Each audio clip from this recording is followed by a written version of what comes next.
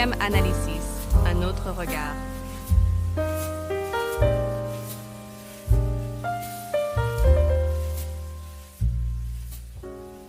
Bienvenue à toutes et à tous sur notre émission de JM Analysis qui est dédiée aujourd'hui à l'exploration de grandes idées politiques et philosophiques qui ont façonné notre monde et plus précisément au thème du communisme et à un thème qui est assez peu traité finalement, c'est les origines du communisme que l'on a tendance souvent à faire remonter à Karl Marx.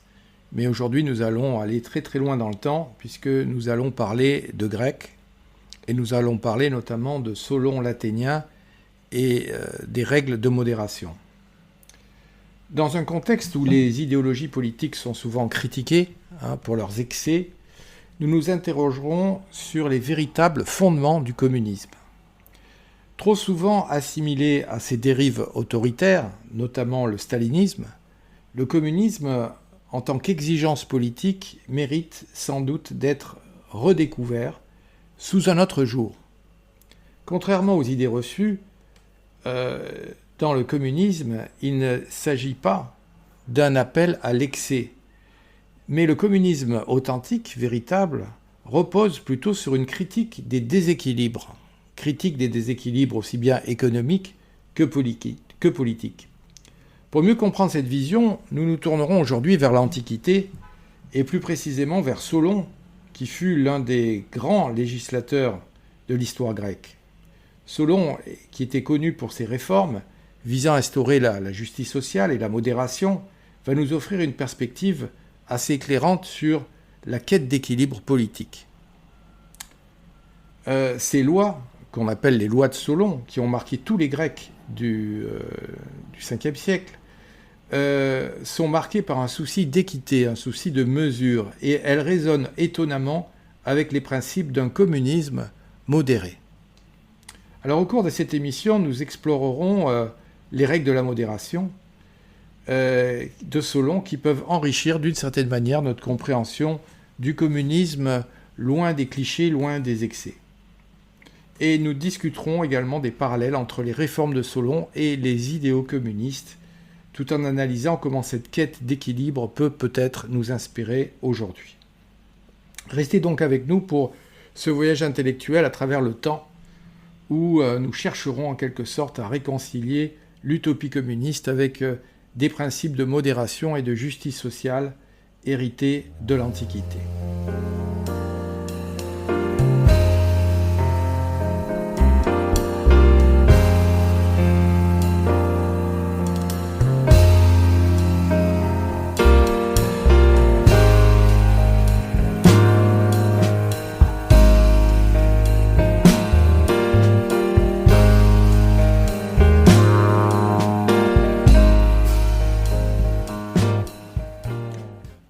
Dans notre quête de compréhension du communisme et de ses fondements, nous devons, dans un premier temps, examiner non pas la modération politique, mais la démesure politique. Et on peut, sans trop s'avancer, dire que ce qui a caractérisé le siècle dernier, c'est-à-dire le XXe siècle, ce fut largement, non pas la mesure, mais la démesure politique. Alors la première forme de démesure politique que nous allons examiner, c'est évidemment le capitalisme. Le capitalisme est une démesure, c'est un excès. Et pourquoi ? Parce que le capitalisme, c'est tout simplement l'excès des richesses et l'excès des inégalités.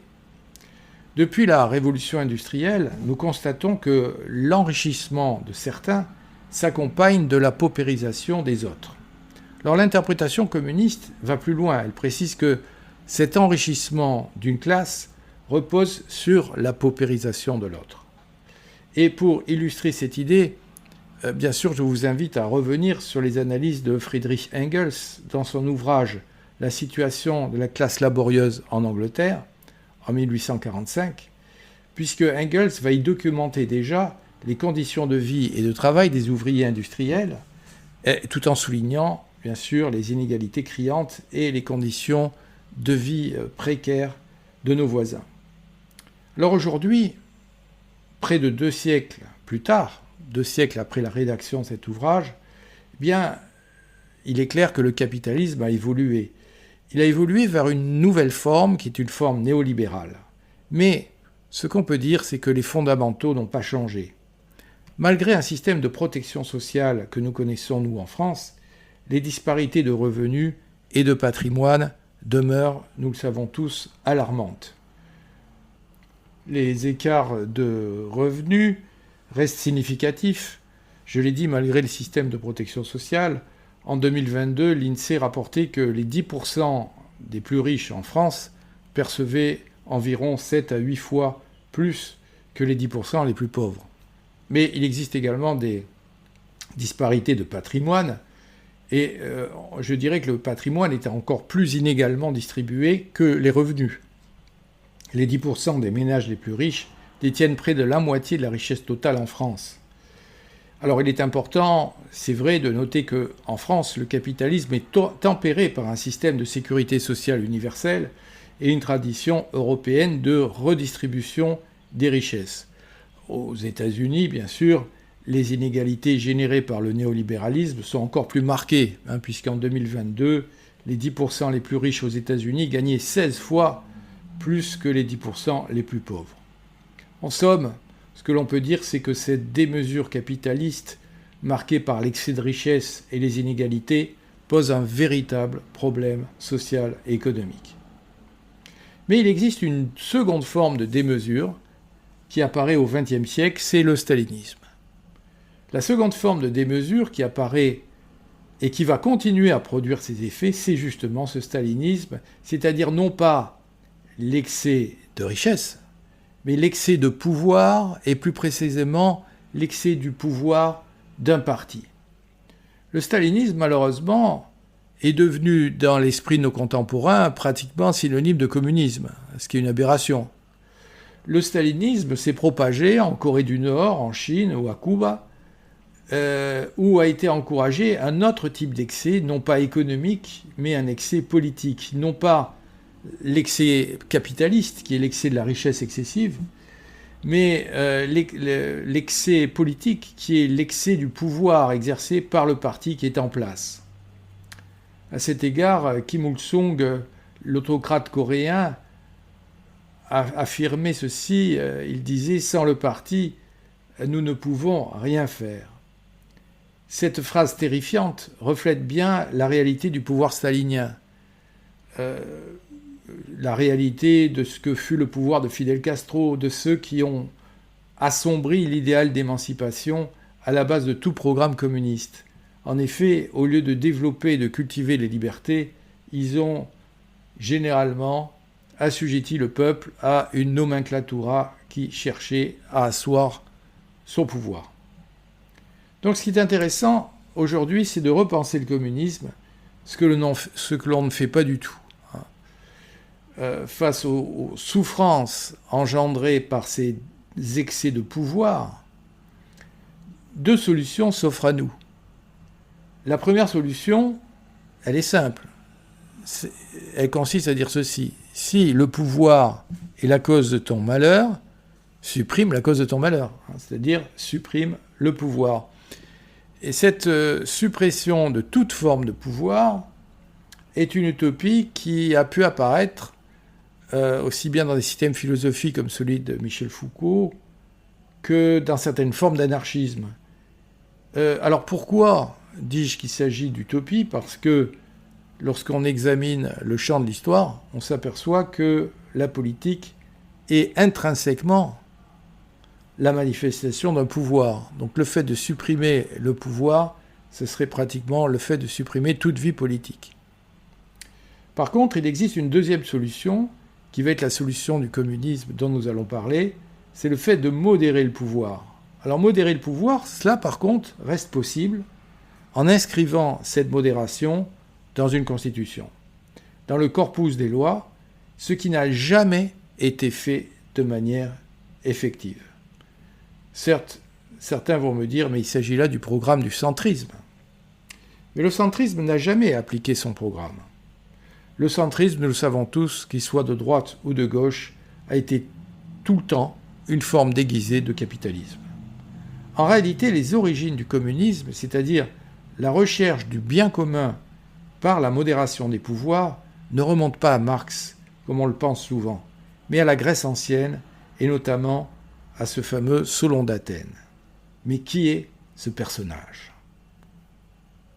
Solon est l'un des législateurs et des poètes les plus célèbres de la Grèce antique. Il est souvent crédité pour avoir posé les fondements de la démocratie athénienne, et voici quelques éléments, disons, qu'on peut retenir de sa vie. Personnage qui est semi-légendaire, on nous dit qu'il est né autour de 640 avant Jésus-Christ à Athènes, dans une famille aristocratique, mais néanmoins appauvrie. Et Solon va être, dans l'Antiquité, respecté comme l'un des 7 sages de la Grèce antique, une reconnaissance en quelque sorte de sa sagesse et de ses contributions à la société politique. Il est mort autour de 558 avant Jésus-Christ et ses réformes ont eu un impact durable et ont jeté, je l'ai dit, les bases de cette démocratie athénienne. Alors j'aimerais raconter une anecdote montrant justement le caractère de Solon. Et cette anecdote, elle est rapportée par le père de l'histoire, Hérodote, dans ses fameuses enquêtes, ses fameuses histoires, au livre 1. Hérodote va raconter une rencontre célèbre entre l'homme le plus sage de la Grèce, Solon, et Crésus, qui était considéré comme le roi le plus riche du monde, qui était à l'époque le roi de Lydie. Alors voilà un petit peu le résumé de cette rencontre par Hérodote. Crésus était fort célèbre, je l'ai dit, pour sa richesse, puisque la Lydie comprenait ce fleuve qui était le Pactole, qui charriait de l'or, et Crésus avait tellement d'or que toutes ses jarres étaient pleines de monnaie en or. Et alors, lorsque Solon l'Athénien est allé le voir, eh bien, Crésus a été extrêmement heureux de montrer ses trésors, en quelque sorte, et tout en faisant visiter ces caves remplies de jarres qui elles-mêmes étaient remplies d'or, Crésus a demandé à Solon a posé cette question: quel est selon toi, cher Solon, l'homme le plus heureux que tu aies rencontré ? Alors, bien évidemment, Crésus attendait d'être nommé par Solon, mais Solon a dit non, ce n'est pas toi l'homme le plus heureux. Alors, vous imaginez l'angoisse, l'anxiété de Crésus qui voulait absolument savoir la réponse. Il dut attendre le soir et Solon va dire ben non, l'homme le plus heureux, ce n'est pas l'homme le plus riche. Crésus, en effet, pour reprendre le thème de notre émission, est un homme d'excès. C'est celui qui verse dans la démesure des richesses, la démesure du pouvoir. C'est un roi habité par la soif des richesses, en quelque sorte. Alors Solon va dire tout simplement, l'homme le plus heureux pour moi, c'était un inconnu pour toi, Crésus. Il s'appelait Télos d'Athènes. C'était un citoyen simple, mais un citoyen vertueux, qui a vécu heureux et surtout qui a été capable de mourir honorablement en combattant pour sa patrie. Vous imaginez la tête de Crésus qui considérait sans doute à ce moment-là Solon comme une sorte de fou. Solon a cité également les 2 frères, Cléobis et Biton, célèbres pour leur piété et également leur dévouement familial, qui avaient reçu une mort honorable et paisible, puisqu'ils étaient bénis par les dieux. Donc en fait, Solon enseigne quoi à Crésus ? Il enseigne 2 choses. Première chose, que le bonheur ne doit pas être mesuré par les richesses matérielles, mais par la vie vertueuse et la mort honorable. La seconde chose, c'est qu'il souligne que la véritable félicité ne peut être jugée qu'à la fin d'une vie. Pourquoi ? Parce que la fortune peut changer de manière totalement imprévisible. Alors Crésus, vous vous en doutez, a été très très mécontent de ces réponses de Solon, puisqu'il n'a rien compris, il n'a pas compris pourquoi sa propre richesse ne le rendait pas automatiquement le plus heureux des hommes. Mais ce n'est qu'après, dit Hérodote, avoir perdu son royaume, et après avoir été capturé par le roi Cyrus, que Crésus va comprendre pleinement la sagesse de Solon. Donc cette histoire illustre non seulement la sagesse, bien sûr, et la philosophie de Solon, mais également la nature éphémère de la fortune humaine. Vous me direz, si Solon condamne le désir du pouvoir, le désir de richesse, le désir des excès, quelle sera la formule qui représentera sa politique ? Eh bien, sa formule, c'est une formule très brève, laconique, comme diraient les Grecs. En grec, nous disons meden agan, c'est-à-dire rien de trop. C'est une formule très très importante qui figurait d'ailleurs sur les frontons de nombreux temples en Grèce, et c'est une formule qui en fait est capable de refonder la totalité du communisme. Car ce bien commun que recherche le communisme ne peut exister que si on éloigne ces deux mots qui sont l'excès de richesse et l'excès de pouvoir. La pauvreté, d'une part, et l'aliénation de l'autre sont les deux mots qui accablent l'humanité depuis la nuit des temps. Alors une politique véritablement communiste a pour seul objectif leur élimination. Rien de trop, cela signifie méfie-toi des excès, méfie-toi de l'excès des richesses, méfie-toi de l'excès du pouvoir. Et on peut dire que Solon, dans sa façon de gouverner, dans sa vie, a appliqué cette formule meden agan, rien de trop. En effet, à l'époque de Solon, la société était divisée en deux classes. La classe des privilégiés, en quelque sorte, en Grèce, qu'on appelait les eupatrides, c'est-à-dire qui étaient en fait des aristocrates, si vous voulez, et une classe populaire qui était la classe des exploités et qui se retrouvait très vite endettés. Alors le problème, c'est que à l'époque, lorsque vous étiez criblé de dettes, vous n'alliez pas en prison nécessairement, mais vous aviez parfois l'obligation de vous vendre comme esclave à la classe privilégiée.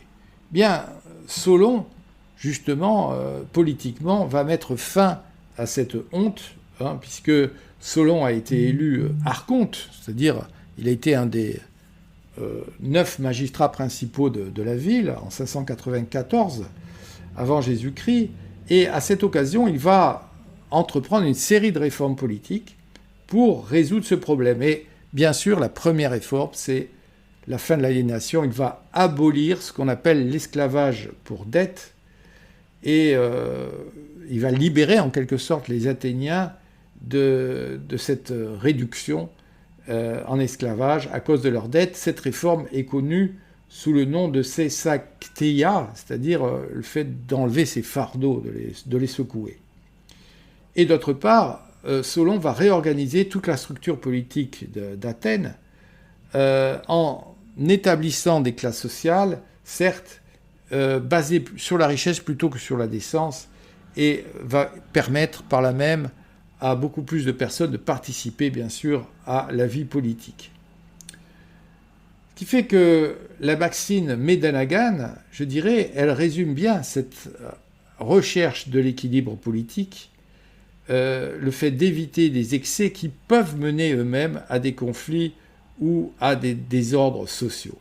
Alors cette maxime meden agan paraît dans une première vue, première perspective, très humble, très discrète, presque timide, puisqu'elle consiste à penser qu'il s'agit de se méfier des excès, des exagérations, des hyperboles. Mais attention, derrière l'apparence discrète de cette maxime se trouve en fait la totalité du communisme. Et je ferai à cet égard quelques remarques. Premièrement, cet équilibre, le fait d'éviter les excès, est difficile à atteindre, bien sûr. Et celui qui l'a remarqué, c'est justement le fabuliste Jean de La Fontaine, qui au XVIIe siècle écrivit une poésie sur cette maxime, la maxime rien de trop, justement montrant que l'excès que les Grecs nommaient hubris est en fait une tendance naturelle pour La Fontaine qui est tellement répandue qu'elle est répandue chez tous les êtres. C'est une tendance naturelle, mais une tendance néfaste. Alors Dieu, selon La Fontaine, nous aurait donné cette maxime. Nous savons tous que Dieu est communiste. Rien de trop. Mais les êtres créés, les créatures, ne l'ont pas respecté.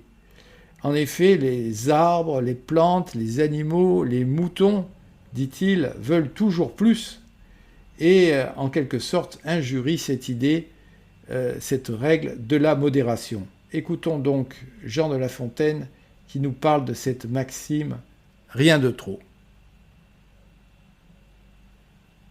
Jean de La Fontaine.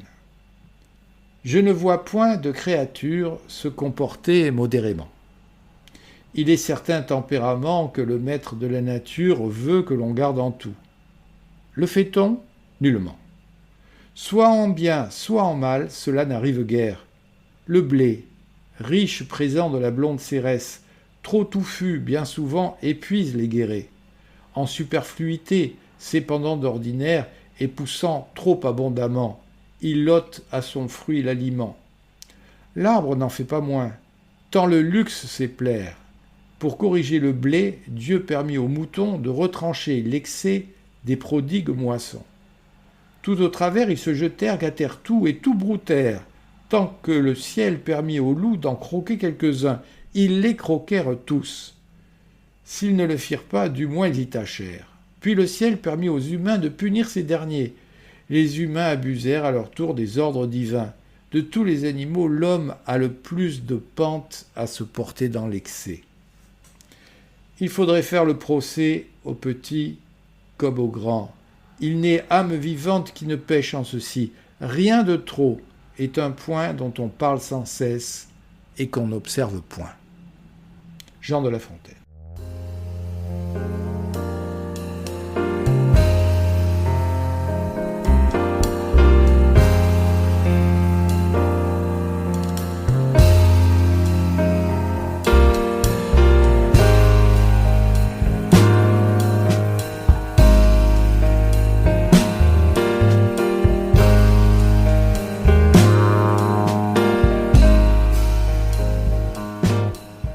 En conclusion, ce qu'on peut dire, c'est que le communisme, c'est justement cet effort pour respecter un point médian, une quête que l'on néglige trop souvent.